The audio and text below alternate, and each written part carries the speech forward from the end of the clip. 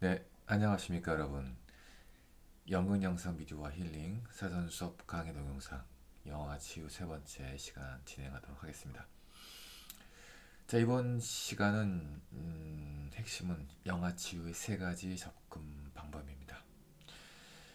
자, 개인적인 혹은 정신적 성장을 위한 영화 활용이라는 제목으로 이제 교재에 있는데 거기서 발췌해서 오늘의 시간을 꾸려봤습니다. 자, 영화가 소위 심리치료와 만나 활용되는 세 가지 방법입니다. 영화치유의 세 가지 접근 방법이라고 불리기도 하고요. 첫 번째는 지시적 방법이고, 두 번째는 연상적 방법, 세 번째는 정화적 방법입니다. 이 세 번째 정화, 그러니까 반갑네요. 예, 정화적 방법. 자, 우선 첫 번째 지시적 방법에 대해서 이야기를 먼저 해보도록 하겠습니다. 자, 정의 및 특징. 자, 지시적이라고 말하는데 무슨 뜻일까요? 지시적. 그렇죠? 뭔가를 가리켜 보이는 어떤 성질을 지닌 것. 그렇죠? 가리켜 보이는 성질. 뭔가 이렇게 교육적인 측면이 있어요. 가리키다는 것은 뭔가를 결과적으로 이제 학습시키거나 교육시킨다는 의미를 담고 있어요. 그래서 영화를 기본적으로 어떤 바람직한 하나의 모델, 그렇죠? 롤 모델로서 여기면서 교육적 목적으로 사용하는 방법이다라고 정의할 수가 있겠어요. 영화를 통해 관객 자신과 유사한 문제를 대하는 또는 대처하고 해결해 나가는 누구 주인공들의 태도와 행동을 관찰하면서 그쵸? 그들의 어떤 행동을 통해 다시 내 문제죠. 결국 내 자신의 문제를 발견하고 해결해가는 그런 어떤 과정과 방법을 결과적으로 학습하는 그런 방법이 이제 지시적 방법이라고 이제 이야기할 수 있겠어요. 가 뭐죠, 여러분? 예, 우리가 계속해서 비슷한 과정들을 이야기해 왔어요. 영화를 통해서 어떤 롤 모델을 발견하고 그 롤 모델을 따라서 내가 어떤 문제를 해결하고 또는 그 어떤 주인공이나 인물들을 통해서 나의 문제를 다시 발견하고 그리고 그 문제를 어떻게 해결하는지를 바라보면서 관찰하면서 내 문제를 또 해결해가는 일련의 이런 어떤 과정들 그대로 롤 모델을 따라가면서 학습하는 교육받는 어떤 그런 측면이 있는 것이죠. 자, 관객은 자신과 유사한 문제를 가지는 영화 속 등장인물을 관찰, 내 문제를 다시 관찰자의 관점인 객관적인 관점에서 바라볼 수 있으며 이를 통해서 내 문제를 해결할 방법을 모색해 나가는 것이죠. 영화는 일종의 교훈, 그렇죠? 모델링을 위한 도구가 되는 것이고 영화가 보여주는 모델은 문제를 잘 해결해가는 또 그런 해결해가는 문제를 해결해가는 과정을 배우는 어떤 긍정적인 모델로 작용할 수도 있겠지만 또는 문제를 해결하지 못하는 해결에 실패하는 그런 부정적인 모델도 가능합니다. 왜? 좋은 모델이든 부정적인 모델이든 내담자는 이 모델들을 관찰함으로써 그렇죠? 정보를 제공받고 결국 등장 인물들의 행동을 평가하는 것이고 결국 내 문제 해결책을 찾는 데 도움을 받게 되는 거예요. 그렇죠? 이것은 어떻게 보면 우리가 지난 연극 이론 시간에서 그 서사극 생소화 효과를 배웠죠. 생소화 효과를 통해 거리두기 한다고 그랬죠. 한 발짝 떨어져서 감정이입하지 않고 거리를 둔 상태에서 관찰하고 그것은 이제 그 어떤 무대 위에서 펼쳐지는 이야기들을 평가 결국 이성적 각성과 현실 인식에 이르게 하는 서사적 효과와 또 그 목표에 상응한다고 볼 수도 있겠어요. 유사한 측면이 있는 거예요. 그렇죠? 문제의 원인을 밝혀내고자 하는 이 서사적 효과, 서사극의 목표와 이 지시적 방법은 한편으로 유사한 점이 있다는 겁니다. 자, 기본적으로 이 지시적 방법은 목적 자체가 직접적으로 교육시키거나 혹은 학습하는 것이 목표이기 때문에 다른 두 가지 접근 방법보다 이해하기가 쉽고 또 활용도가 높습니다. 그렇죠? 예. 그리고 다양한 내담자 문제에 맞춤형으로 영화를 사전에 이렇게 분류해 놓고 준비했다가 그 문제에 상한 영화를 선정할 수가 있습니다. 그래서 내담자 문제에 접근하는데 아주 용이한 측면이 있는 것이죠. 즉 심리 문제별로 그렇죠? 다양한 심리적 문제가 유형이 있을 거 아니에요. 그런 것들 문제별로 영화를 사전에 쭉 분류해서 범주화해 놓는 거예요. 그러면 이제 보통 상담자와 내담자 관계라면 상담자가 우선 그 내담자의 어떤 문제들, 어떤 어려움을 겪고 있는 뭐 이런저런 이야기를 들어가면서 기본적으로 상담자는 내담자의 문제, 심리 문제 유형을 규정하고 그 다음에 거기에 상응하는 그렇죠? 상응하게 이제 사전에 분류되어 있는 영화를 선정해서 제안하게 되는 것이죠. 착착착 이렇게 맞출 수가 있는 맞춤형으로 영화를 선정해서 이제 내담자의 문제를 해결하는데 영화를 활용할 수가 있는 것이죠. 체계적으로 접근할 수 있다는 거예요. 자, 그래서 지시적 방법에 관해서 이렇게 이제 일단 정의 및 특징을 좀 짚어봤고요. 자, 그러면 이 지시적 방법, 접근 방법의 나름 이론적 배경은 무엇일까요? 네, 이론적 배경은 소위 이제 사회학습 이론이다라고 이제 부릅니다. 이 사회학습 이론이 이 지시적 방법의 이론적 배경으로 우리가 거론할 수가 있는데, 자, 영화를 관찰, 즉 본다는 데서, 그렇죠? 보고 듣는다는 데서 학습 효과를 가진다고 여기는 이 지시적 방법은 기본적으로 이 사회학습 이론의 근거를 두고 있습니다.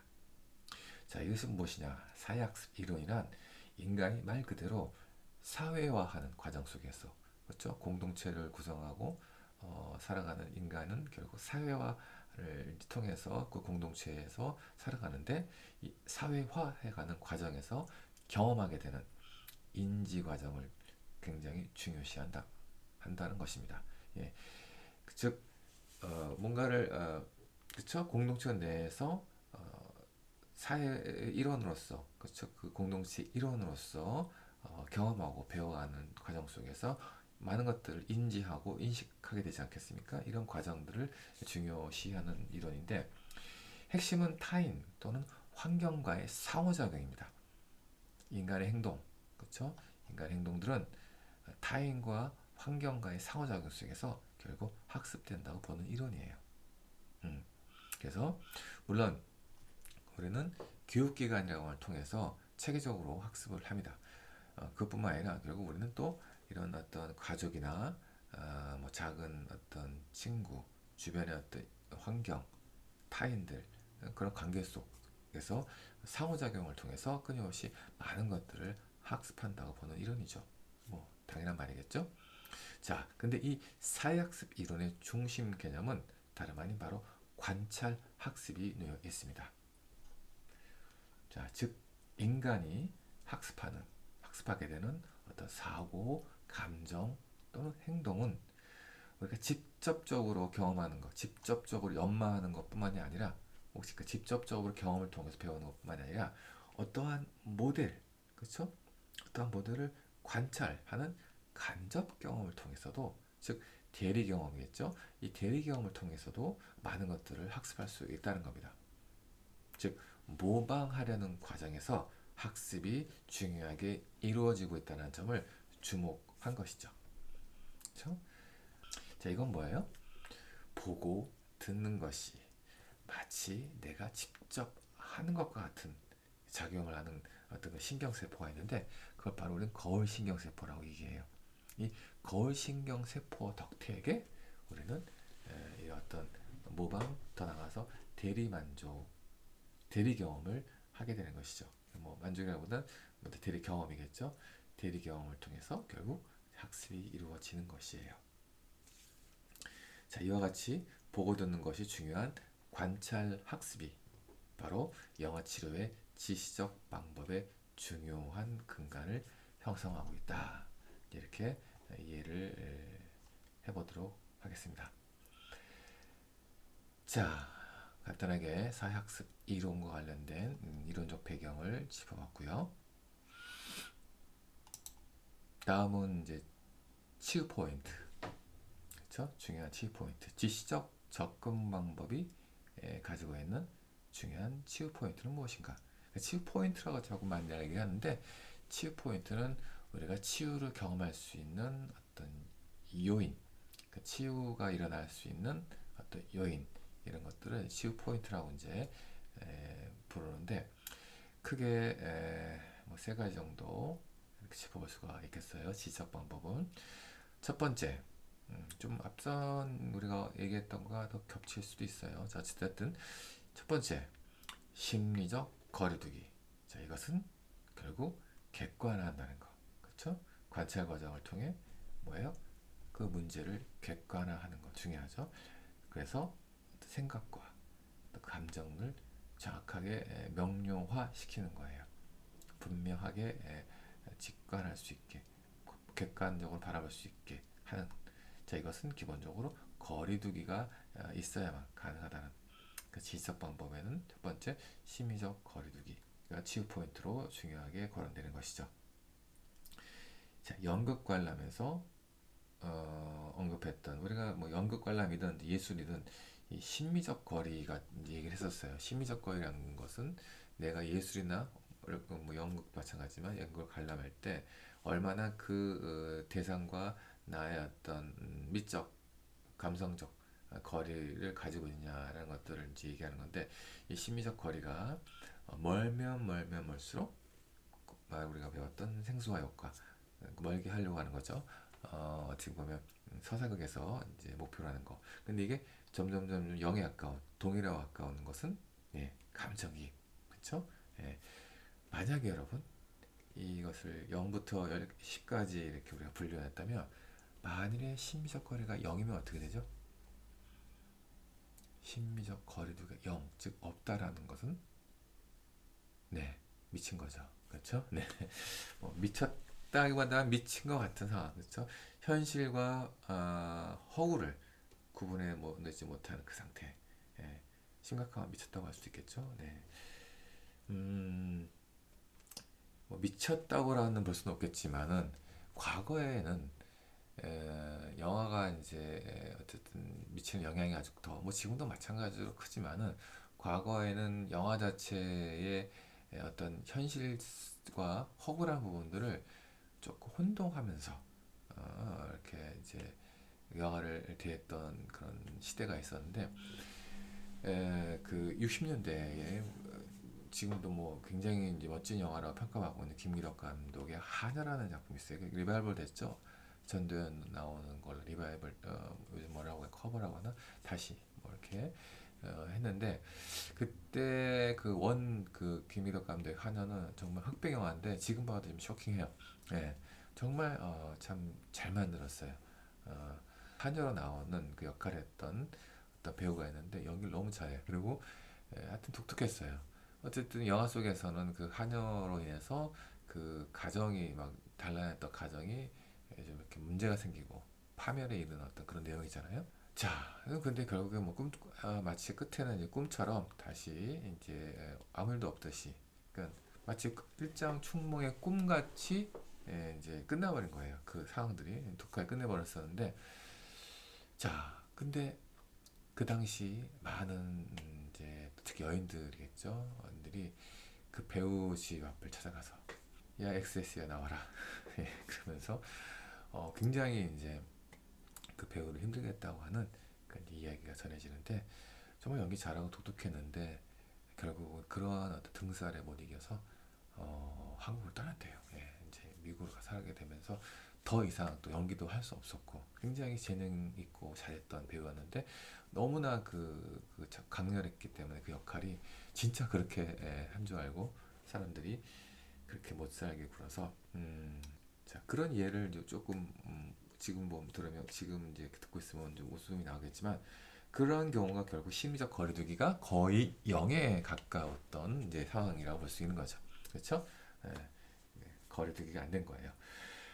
자, 어찌됐든 자, 이렇게 심리적 거리가 이제 중요한 것이고, 그 내담자는 영화를 보는 동안, 그쵸? 이 거리를 두고, 기본적으로 영화가 감정이입을 아주 야기하는데 수월하다고 하지만 또 한편으로 거리두기가 또 수월한 장르이기도 해요. 그쵸? 예.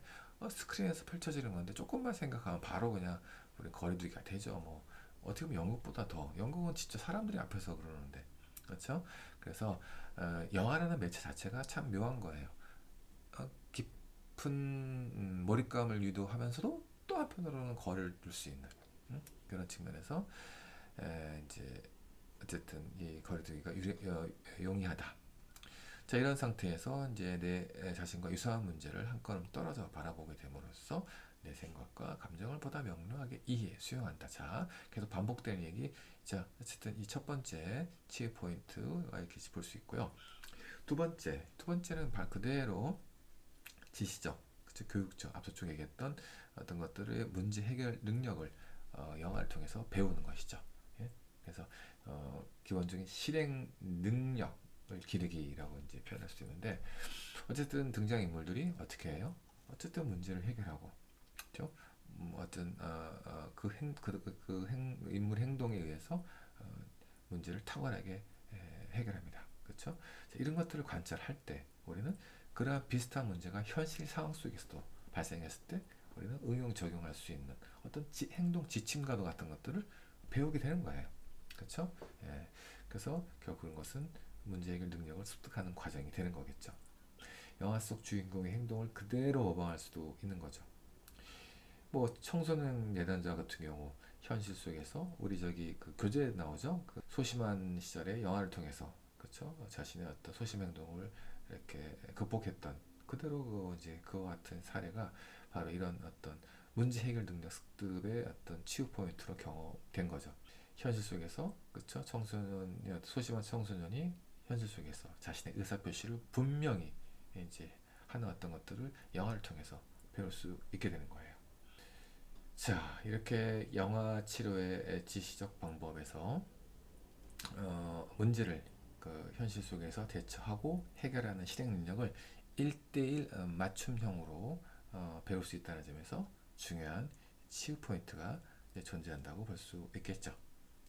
네, 뭐 어렵지 않게 우리가 두 번째 치유 포인트로 이해할 수 있을 것 같고, 마지막으로 세 번째. 자, 아까도 언급됐곤 하지만 늘 긍정적으로 문제가 해결된 것만이 혹시 시적 방법을 통한 어떤 그런 영화 치유가 성공적인 치유라고만 볼 수 있는 것이 아니라 부정적인 모델 또한 이 지시적 접근 방법에도 되게 유용하게 활용될 수 있어요. 왜? 타산지석 효과라고 하잖아요. 타산지석. 그렇죠? 물론 지나친 폭력 영화 같은 거, 선정적인 영화는 어떻게 보면 미성숙한 청소년들에게는 물론 이제 부정적인 결과를 초래할 수 있다는 점은 자명한 사실이에요. 소위 모방 범죄라고 하죠. 그 모방 범죄가 이 청소년들에게 무분별하게 노출된 폭력적이고 선정적인 영화들로 인해서 이제 그런 소위 모방 범죄가 발생한다는 것은 뭐 잘 알려진 것이긴 해요. 그래서 실제 아동들을 조사했을 때 TV의 폭력물 시청이 아동들의 공격성 유발에 어떤 상관관계가 있다는 연구 결과도 나오기도 해요.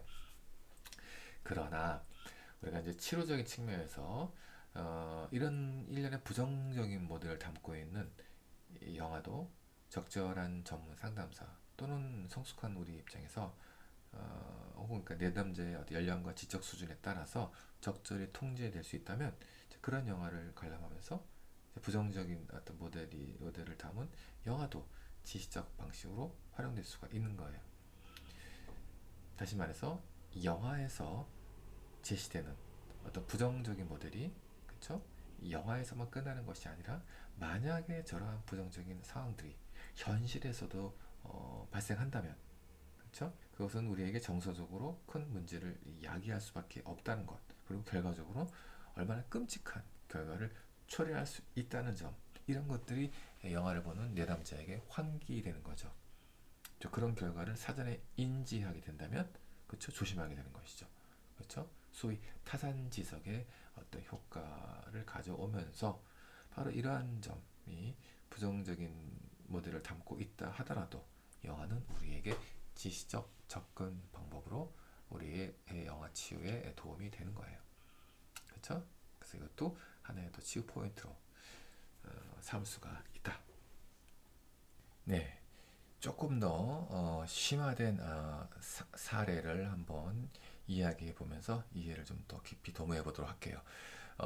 교재도 나온 건데 신디의 사례입니다.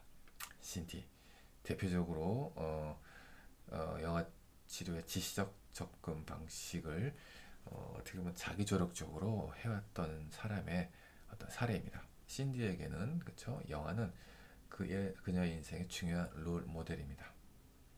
신디는 그 알코올 중독에 빠져 있는 그리고 종종 폭행까지 일삼았던 편모 밑에서 외동딸로 성장합니다. 그러한 과정 환경에도 불구하고 신디는 훗날 성장해서 우리 25년간 이제 아주 행복한 결혼 생활을 경험하면서 아이들까지도 훌륭히 키워냅니다. 이렇게 불우한 폭력적인 그런 과정에서 자라는 아이들은 또 비슷한 유사한 가정을 형성하거나 또 성인이 돼서 그러한 경험을 하게 돼요. 본인 스스로가 그렇죠? 그런 뭐 꼭 그래야 된다는 건 아니지만 그런 빈도가 높다고 하는 결과가 있는데 자 우리 신디의 경우는 전혀 그렇지 않았던 거예요. 그래서 그 이유를 이제 이 저자와 함께 이제 신디는 이제 곰곰이 생각해 보니 결국 신디 자신은 바로 어린 시절부터 영화나 텔레비전, 드라마 이런 것 등을 통해서 스스로가 끊임없이 자기조력적 영화 치유를 해오고 있었던 거예요. 그래서 평범하고 행복한 가정의 모습을 바로 그런 영화나 드라마에서 계속 보았던 것이죠. 예. 그렇기 때문에 자신이 결국 그런 어떤 성인이 돼서도 불우한 어떤 그런 또 과정을 이렇게 뭐 꾸리거나 혹은 불우하게 내가 커서 살지 않았다는 점을 이렇게 다시 한번 깨닫게 됐다는 이야기 있는데 자 영화나 드라마에서 보이는 가족들이 어쨌든 자신의 가족과는 뭔가 정말 다르다는 점 그걸 배웠겠죠. 행복할 수 있다는 거 그렇죠? 자신의 가족은 정상적이지 않다는 것을 분명히 깨달은 거예요. 그래서 자신의 미래에는 지금 엄마 이렇게 편모 밑에서 자라고 해서 불우하게 자라고 이런 가정이 아니라 자신의 미래에게는 정말 평범하고 행복한 가정을 꼭 꾸려야겠다라고 하는 그런 생각들을 강하게 갖게 되는 것이죠. 신디가 보았던 영화는 그가 성장하면서 어른이 된 후 결코 자신의 어머니와 같은 삶은 결코 살지 않도록 자신의 인생을 꾸려나가는데 끊임없이 영향을 미쳤던 것이고 지시적 접근 방식의 어떤 그런 효과들을 계속해서 스스로가 경험했던 것이죠. 그렇죠? 자, 신디는 그와 같은 어린 시절을 보내면서 당연히 어른이 된 후에도 끊임없이 심리적 문제를 겪게 되면 언제나 그렇듯 영화를 통해서 해결해 나가는 습관을 가지게 된 거예요. 자기조력적 영화 치료를 끊임없이 했던 것이죠. 신디의 평범하고 행복한 삶은 결국 자신의 문제를 해결해 나가는데 어떻게 영화를 적극적으로 활용한 덕택이라고 할 수 있는 겁니다. 그렇죠? 신디의 영화는 자신이 겪었던 가정과는 다른 모범적인 가정을 꾸려가는데 큰 영향을 미쳤다고 볼 수 있는 것이고 영화는 신디가 살아온 인생의 본보기로서 단순한 정보와 지식의 제공뿐만 아니라 결국 심신을 위로하고 삶의 지혜와 용기를 준 것이라고 이제 저자는 전체적인 차원에서 분석 정리합니다. 뭐 여기까지는 우리가 그렇게 어렵지 않게 이해할 수 있는 어떤 내용들이에요. 그렇죠? 근데 이 신디의 사례를 조금 더 심화해서 우리가 살펴볼 부분이 있어요. 영화는 말입니다, 여러분. 좋은 영화들, 그렇죠? 대중들의 큰 인기를 끄는 영화들 같은 경우는 우리 인류가 축적해온 어떤 생존의 지혜를 상징적으로 담고 있다라는 원형이라고 하는 것을 담고 있어요. 원형. 이 원형이란 것은 다름 아닌 우리 인간의 무의식 속에 존재하고 있는 것이죠. 그러니까 선천적으로, 그렇죠? 후천적으로 의식이라고 하는 것은 여러분 후천적으로 우리가 경험하면서 성장하면서 생기는 영역이고 활동되는 영역이라면, 이 무의식은 어, 물론 무의식도 이제 후천적인 어떤 경험에 의해서 무의식의 내용들이 이제 채워지긴 하지만, 이 무의식 안에는 이 선천적으로, 그쵸, 타고나면서 태어나면서부터 이렇게 물려받는 어떤 원형들이 이렇게 깔려 있는 거예요. 그 원형은 다른 게 아니라 바로 우리 선조들이, 그쵸, 쉽게 말하면 DNA에 이제 이렇게 뭐 들어가 있겠죠. 예. 이 다름 아닌 어떤 우리가 생존의 지혜를 상징적으로 담는 어떤 아키타입, 이 원형이 숨겨져 있는데 우리 무의식 속에도 이게 존재하고 있다는 거예요. 자, 이 얘기를 왜 하냐? 자, 인간의 집단 무의식을 반영한 영화의 치유 기능이라는 제목으로 넘어가 볼게요. 자, 이 원형을 이야기하려면 기본적으로 집단 무의식과 아까 언급했듯이 함께 이야기를 해야 되는데, 이 집단 무의식과 원형이라는 것은 심리학자 칼 융의 이론입니다. 칼 융이라는 사람 들어봤어요? 예, 프로이드의 제자이기도 했지만 또 훗날 프로이드와 좀 갈라서서 프로이드 못지않게 심리학계 굉장히 유명한 학자인데, 이 사람이 이제 집단 무의식 속에는 결국 이 원형이라고 하는 것들이 존재한다는 것, 이것을 이제 얘기를 한 건데, 자, 개별 인간의 개인적 경험, 즉 후천적인 어떤 경험과는 상관없이 우리 인류의 역사와 문화를 통해 공유된 어떤 정신적 총체적, 정신의 총체적 이 자료의 집합이 이 무의식에, 우리 무의식에 각인됐다고 얘기를 하죠. 그게 집단 무의식이라고 보는 거예요. 그렇죠? 집단적으로 형성된 거, 그렇죠? 켜켜이 쌓인 거죠. 쭉 우리 인류가 살아온. 그래서 집단의 말을 붙인 건데, 컬렉티브 무의식. 자, 이것이 이제 우리 인간에 각인되는데, 이것은 다름 아닌 인류가 오랜 세월 동안 생존을 위해 그 본보기로 살아남기 위해서는 이래야 한다는 본보기가 있을 거 아니에요? 자, 그러한 본보기로 원형들이 형성되었는데, 이 형성된 원형들이 모여서 또 한편으로 이 집단 무의식을 구성하고 있다고 이제 칼 융은 말합니다. 자, 이게 뭐 이렇게 자꾸 계속 얘기하고 계시나 할 텐데, 바로 이 원형, 이 원형이 결국 우리 인간 집단 무의식에 존재하는 이 원형이 한편으로 신화를 비롯해서 문학 또는 연극, 뭐 영화, 대중문화 예술에 우리 모든 인간의 문제를 이해하고 해결하는데 적용할 수 있는 원형의 형태로서 하나의 전형으로 차용되어서 담겨져 있다는 거예요. 원형이 결국 하나의 본보기로서 차용되어 이러한 신화, 문학, 예술, 영화 이 부분에 녹아나 있다라는 겁니다. 신디가 많은 영화와 드라마를 보면서 그 영화 속에 자신의 문제 해결해 왔는데, 그것의 핵심은 바로 이러한 원형들이 하나의 전형으로 잘 차용되어서 담겨져 있었던 거예요. 그래서 비록 어린 시절 자신의 현실의 삶이 소위 불우하고 더 나아가서 파괴적인, 다시 말하면 비정상적이었다고 할지라도 바로 우리 인간의 삶의 본보기가 되는 어떠한 전형, 그렇죠? 원형을 차용한 이 전형들이 잘 담겨져 있는 영화나 드라마 등은 한편으로 신디 무의식 세계, 내면 세계에 당연히 존재할 수 있는 그 원형, 집단 무의식의 자극 혹은 상응하면서, 그렇죠? 상응하면서 조우하면서 바로 신디 또한 강렬한 정상적인 삶을 일구어나고자 하는 강렬한 어떤 욕망과 욕구 이런 것들을 끄집어냈던 것이라고 볼 수 있고, 또 그러한 것들을 이야기하는데 중요한 동인으로 영화들이 영향을 미쳤다고 볼 수 있는 거예요.